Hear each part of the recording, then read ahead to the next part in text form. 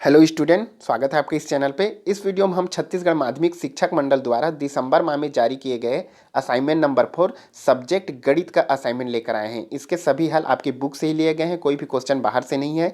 यदि आप इस चैनल पर नए हैं तो नीचे लिखे सब्सक्राइब के बटन को जरूर दबा दें, जिससे आपको आने वाले अन्य सब्जेक्ट के असाइनमेंट आसानी से प्राप्त हो सके। तो चलिए इस वीडियो की शुरुआत करते हैं। देखते हैं आपके असाइनमेंट में पहला प्रश्न कौन सा है। देखिए प्रश्न पहला, सिद्ध कीजिए कि यदि किसी त्रिभुज की एक भुजा के समांतर बाकी दो भुजाओं को भिन्न भिन्न बिंदुओं पर प्रतिच्छेद करती हुई एक सरल रेखा खींची जाए तो यह रेखा उन दोनों भुजाओं को एक अनुपात में विभाजित करती है। यह क्वेश्चन हो गया। कितने अंक है ये? 4 अंक है। तो सबसे पहले इस प्रश्न का उत्तर लिख लेंगे।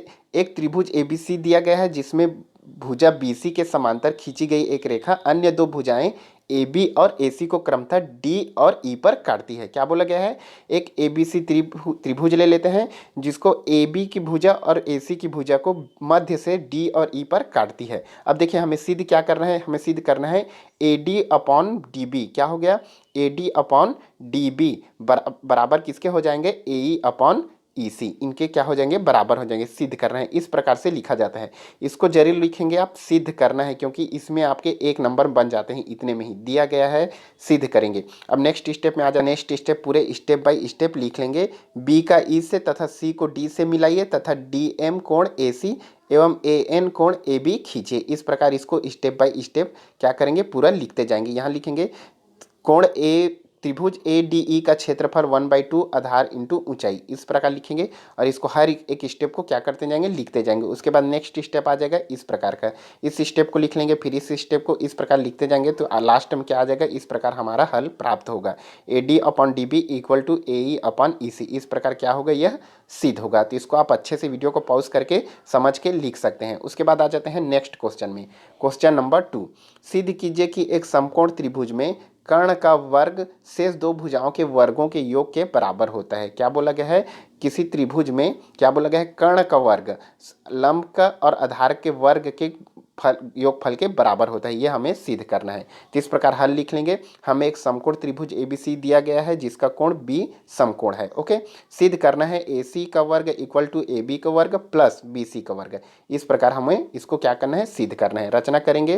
त्रिभुज के शीर्ष बी सी से ए सी भुजा पर बी डी लंब खींचते जाएंगे। उसके बाद नेक्स्ट स्टेप बाय स्टेप इसको क्या करते जाएंगे? लिखते जाएंगे। इस प्रकार डायग्राम जरूर बनाएंगे। डायग्राम में भी 1 नंबर बनते हैं। ओके, इस प्रकार डायग्राम बना लेंगे, फिर उसको लिखते जाएंगे स्टेप बाय स्टेप। लास्ट में अपना क्या आंसर प्राप्त होगा? ए सी इक्वल टू बी सी का स्क्वायर प्लस बी सी का स्क्वायर। ओके, तो इस प्रकार लास्ट में लिख देंगे। सिद्ध हुआ। आप हर एक स्टेप को अच्छे से लिखते जाएंगे एक एक लाइन देकर। नेक्स्ट क्वेश्चन में आ जाते हैं। प्रश्न नंबर 3, एक वृत्त की त्रिज्या 20 सेंटीमीटर है। दो बराबर और दो समांतर जीवाओं के बीच की दूरी 24 सेंटीमीटर है। जीवा की लंबाई ज्ञात कीजिए। क्या बोला गया है? एक वृत्त दे दिया गया है जिसकी त्रिज्या की लंबाई 20 सेंटीमीटर है। दो बराबर समांतर जीवाओं के बीच की दूरी 24 सेंटीमीटर है। जीवा की लंबाई ज्ञात करने के लिए बोला गया है। ये दो जीवा सी डी और ए बी है। इनकी बीच की दूरी क्या करना है? हमें ज्ञात करना है। ओके, और इस वृत्त की त्रिज्या कितनी है? 20 सेंटीमीटर। तो सबसे पहले हम लिख लेंगे O M equal to O N. Okay, O M equal to O N, दोनों जीवा इसके केंद्र के समांतर दूरी पर स्थित है। दोनों बराबर दूरी पर स्थित है। ओके, क्योंकि बराबर जीवाएं केंद्र से बराबर दूरी पर होती है। उसके बाद नेक्स्ट स्टेप में आ जाएंगे। M N equal to O M plus A N. इन दोनों का कितना हो जाएगा? तो इन दोनों को जोड़ देंगे केंद्र से। उसके बाद नेक्स्ट स्टेप लिखेंगे। नेक्स्ट स्टेप को स्टेप बाय स्टेप इसको क्या करते जाएंगे? लिखते जाएंगे। ओ एम कितना हो जाएगा? ओ एम आपका आ जाएगा, ओ एम आ जाएगा 20 centimetre. Okay guys, next step में आ जाएंगे। कोण में, त्रिभुज में ओ ए एम में ओ ए का square equal to O M का स्क्वायर प्लस ए एम का स्क्वायर। फिर स्टेप बाय स्टेप क्या करते जाएंगे? लिखते जाएंगे। लास्ट में हमारा आएगा A M equal to 16 centimetre. अतः जीवा की लंबाई A B equal to 2 A M होगा।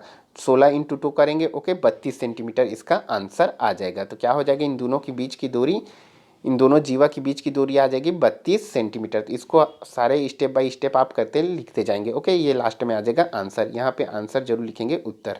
नेक्स्ट क्वेश्चन में आ जाते हैं।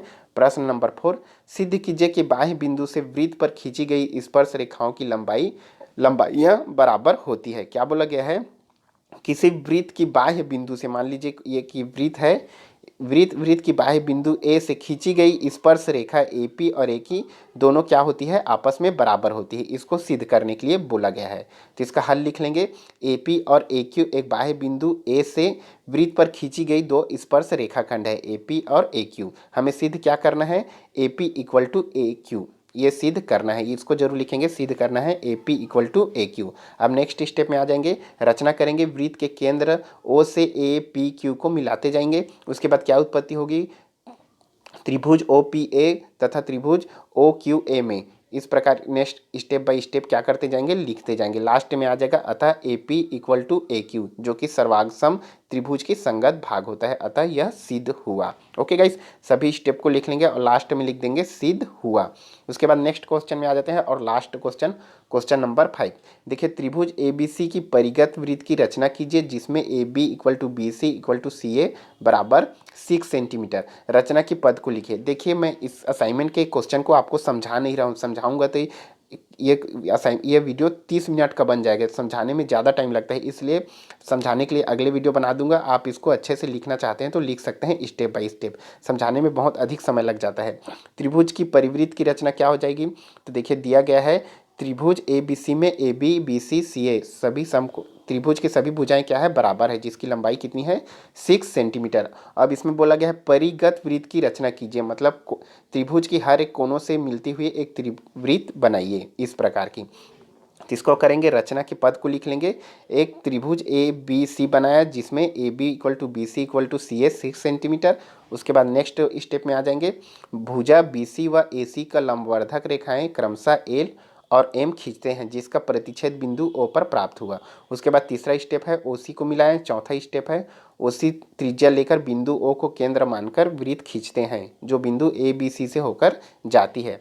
अतः लास्ट में यही अभिवष्ट परिवृत्त है। ओके गाइस, सो गाइस इस असाइनमेंट में कंप्लीट हो गया। आपको अन्य सब्जेक्ट के असाइनमेंट देखने के लिए आप मेरे चैनल पे जाके देख सकते हैं। यदि वीडियो अच्छा लगा तो लाइक, सब्सक्राइब और शेयर करना ना भूलें। Thank you so much.